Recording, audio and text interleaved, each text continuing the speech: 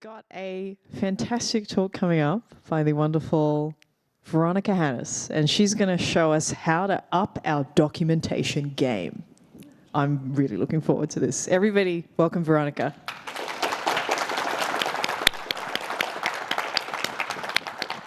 Thanks for coming, everybody. If you are finding yourself in a corner and I look very far away to you, I invite you to come on up. It'll make me a happier person, and you'll get a better view. So, no one's taking me up on that? All right, if you're comfortable, you're comfortable. So I'm wondering how many of you all use Git or GitHub to track your programming files? A whole bunch of us. I came to the right room, even our videographer. But how many of us have explored different ways of documenting our projects? Could be the use of man pages, images, anything coming to mind? Anybody want to share? Sphinx? Yes. Anybody else? Everyone loves Sphinx. Has anybody used a non-Sphinx way of documenting their projects? Make docs? Excellent. So there's a couple of tools, one of which I have not heard of before.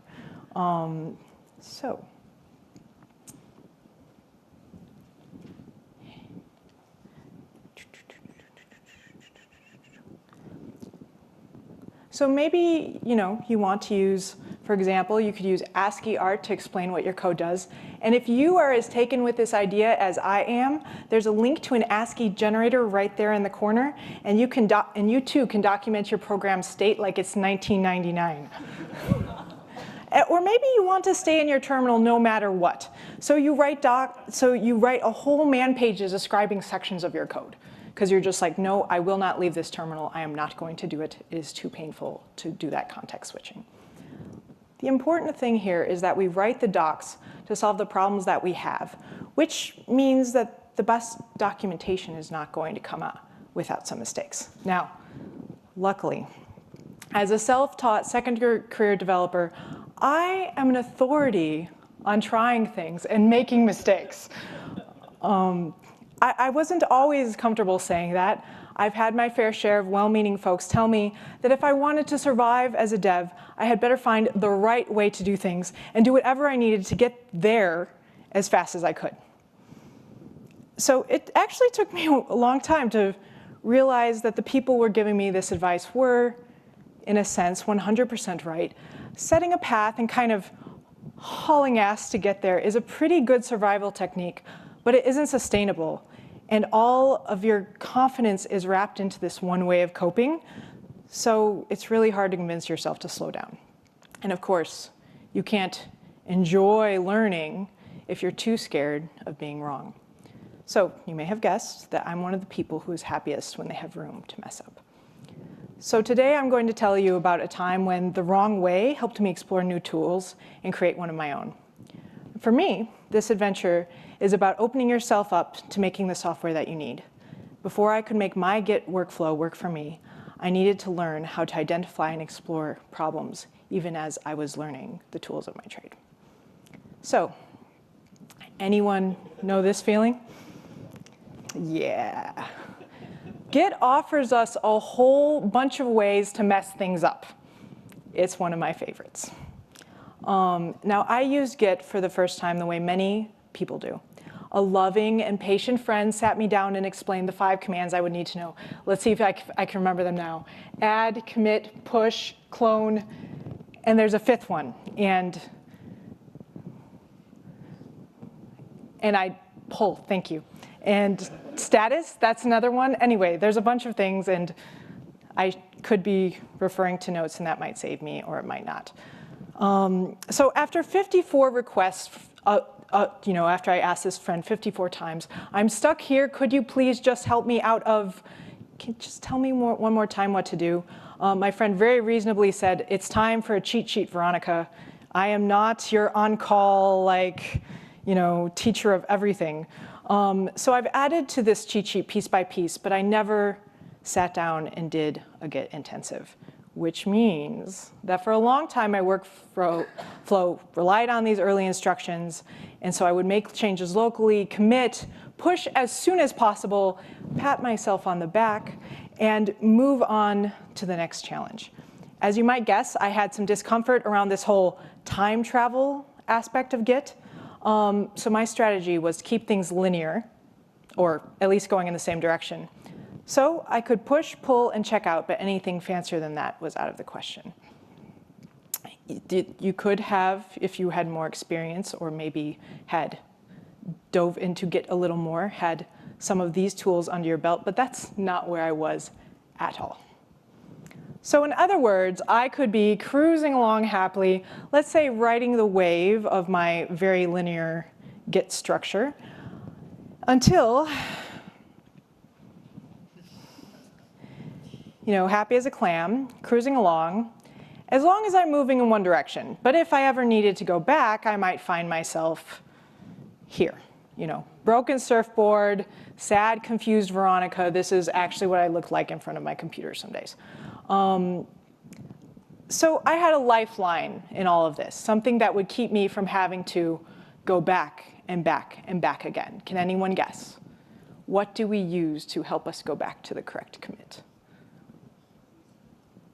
Mumbling, mumbling. You might use commands that I didn't know at the time. You might use commands that I was very poor at using at the time. Google. Oh, wow, that's a good one. OK, I did use Google, all right. But what I was using, naive though it may have been, delete the repository and start again. I could have deleted the repository and started again. That would have saved me a lot of trouble. So I'm hearing a lot of good ideas, which I did not use. I relied almost entirely on my commit messages. I hear a hushed silence. People are like, oh, you did that one, didn't you? So if my commit messages weren't enough, this little fall that I took on my surfboard became a repeated tumble. You imagine maybe a big wave coming, and as I searched again and again for the right commit.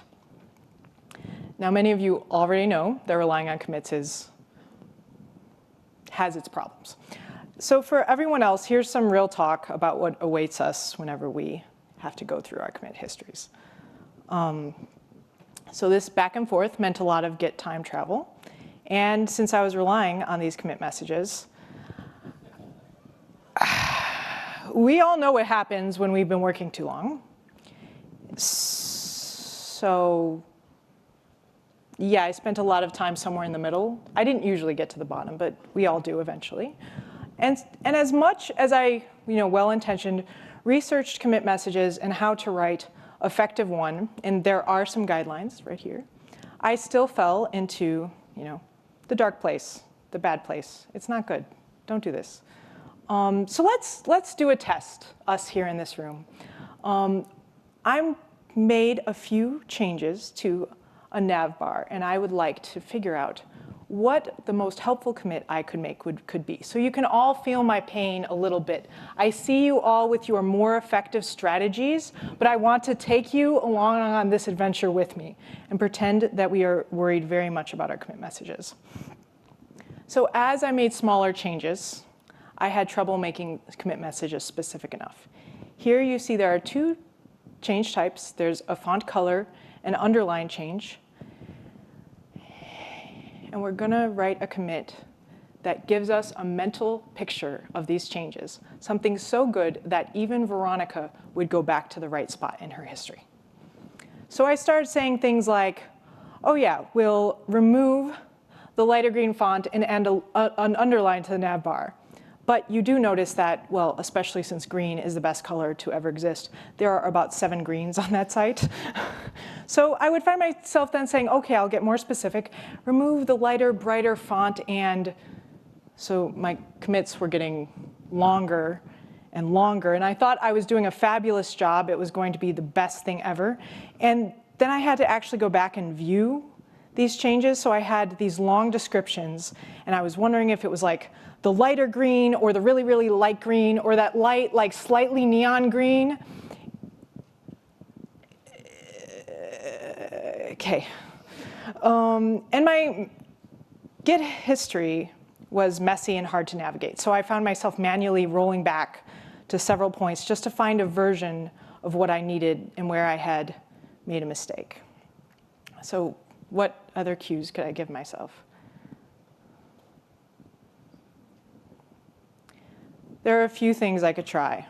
I could use the tools, my tiny little basket of tools that I had without all those fancy commands that you all were telling me about earlier. So I could use those tools better.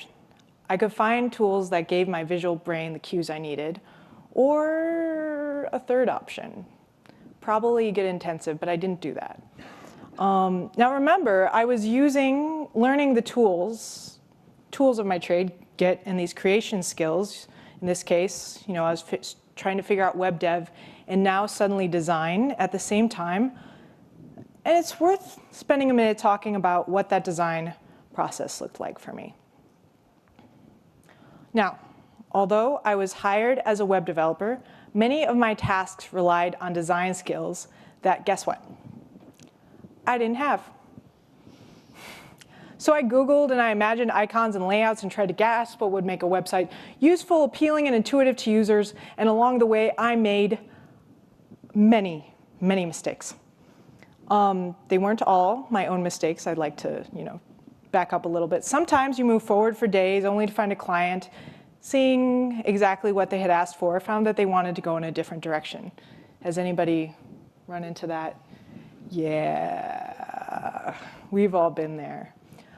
So above, you can see variations of a logo I made for one client. And at the time I made these, I didn't know that design entails research. So after an initial conversation, I was turning out variations and believed I was practicing design. I had a lesson to learn. This is true, and I was wrong. So has anyone ever set out to build something without considering the parts of the project that they didn't know how to build individually?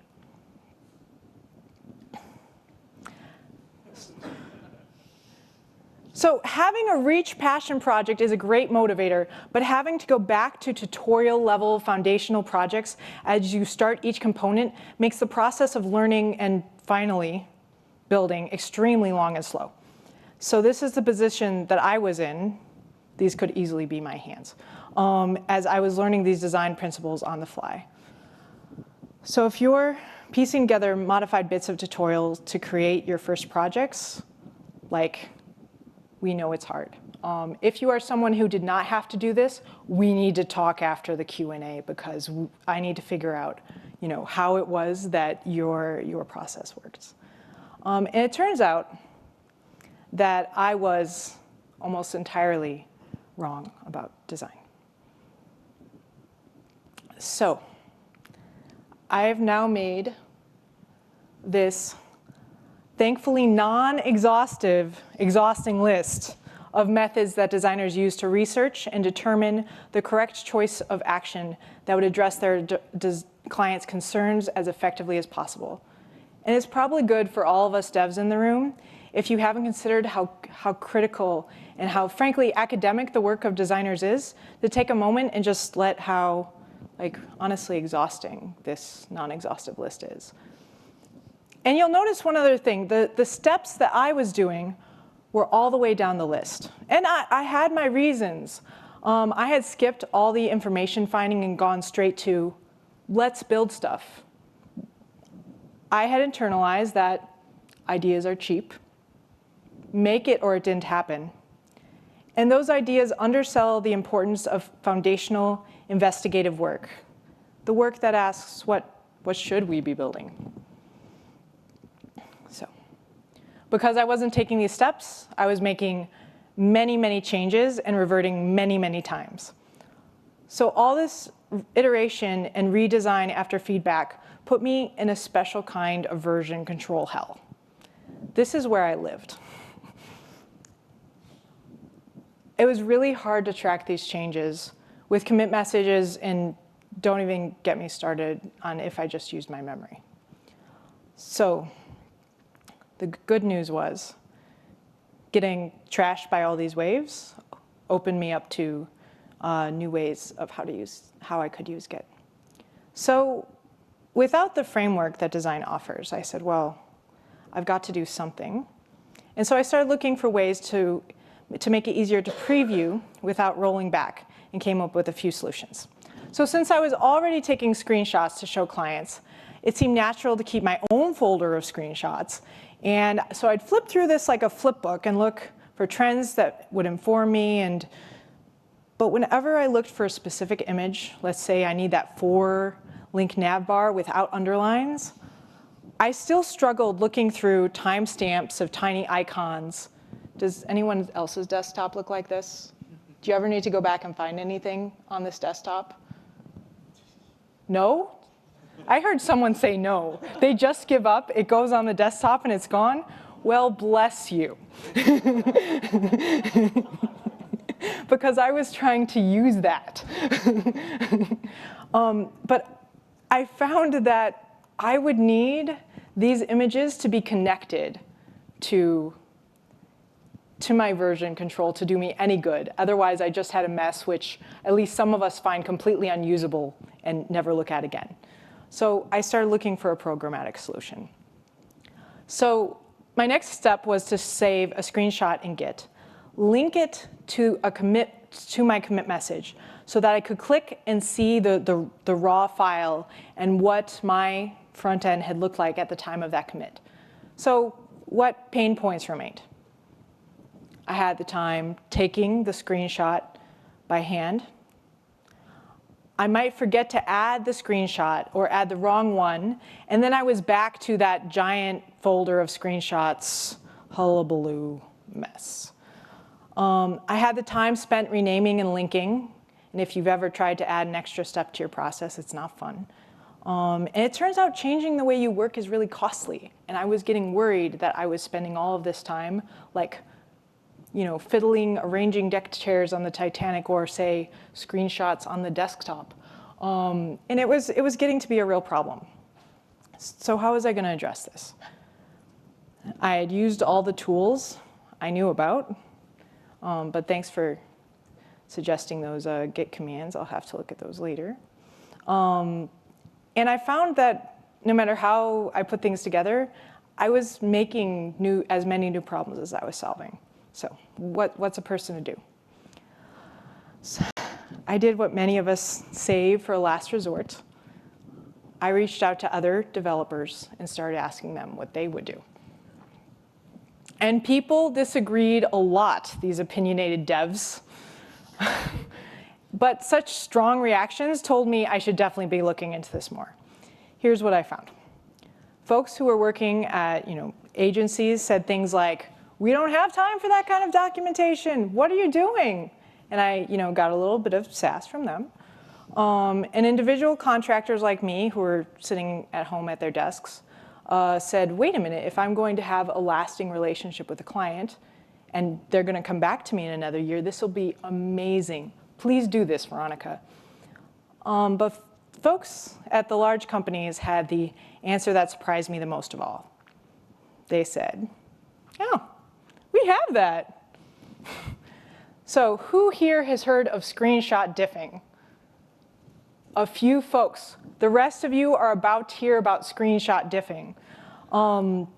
So almost folks from almost every large company I spoke to told me about using screenshot diffing as part of their testing to compare.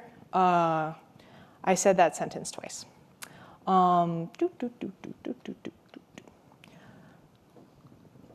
So here we have two images at the top, and they look the same, right? They look pretty close to the same, but if we were to compare them pixel by pixel, we're probably going to see that there's a filter on it or something like that, because if we go down to that third image, we see these red areas, these areas of difference. And so if we were to take this into front-end land, we could compare our golden, which in this image is that nice green box up there, to our new image, which is the nice blue image, and say, hey, are these the same? How different are they? And if they are above some threshold of difference, a human being has to get involved, can you imagine? And say either, yes, this is the new golden, or it gets kicked back and reworked, and we start this whole process over again. So that is your brief primer on screenshot diffing. Now this is really efficient and nice for the folks who use it in a professional setting.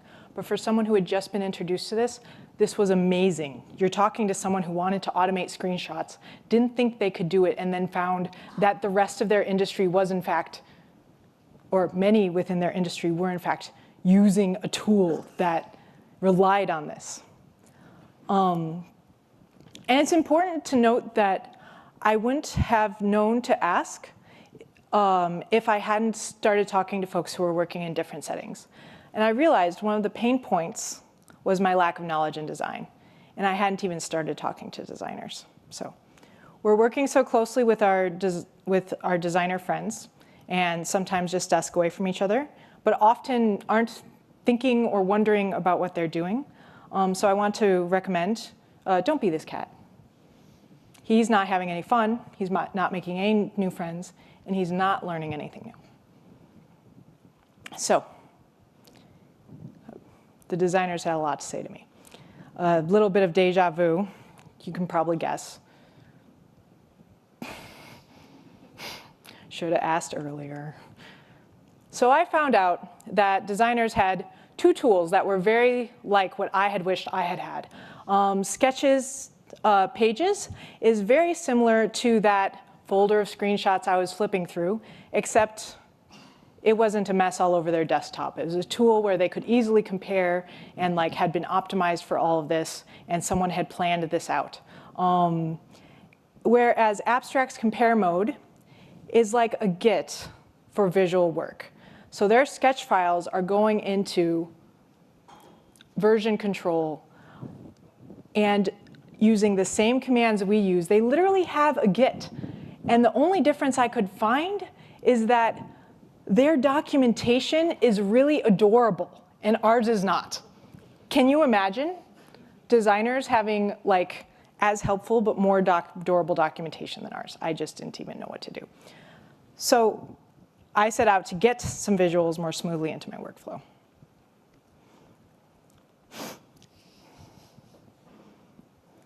So in my case, if I had recognized that many problems were being addressed in a variety of contexts, so if I'm just recognizing a problem that folks aren't working on or don't see as a problem, there's a lot of value in just figuring out who else might be using that tool or who might benefit from a similar process and seeing what they're doing. In this case, it would have benefited me in saving me some tooling, saving me a whole lot of figuring out what I needed to do. And I found that other folks had already developed ways of storing visuals in version control. But I was already well on my way to figuring out what I wanted to create, and I'm stubborn, so I did it. So what was my solution? So what are our pain points? We have the time to take the screenshots. We have remembering to take these screenshots. And we have to have some way of adding an image into the version control. So I found that you could use Puppeteer or Pypeteer for the Python fans in the room to keep you from needing to remember to take those screenshots yourself. And if you want, you could use Git hooks, which is users of Git hooks in the room. OK, lots of users of Git hooks in the room. Anyway, so for those who are not using Git hooks, it's a script that can make other things connect other actions to an action within Git. So for instance, I could say, every time I do a commit, I want you to tap Puppeteer on the shoulder and tell it it's time to take a screenshot. Do your thing, Puppeteer. And it's going to do it.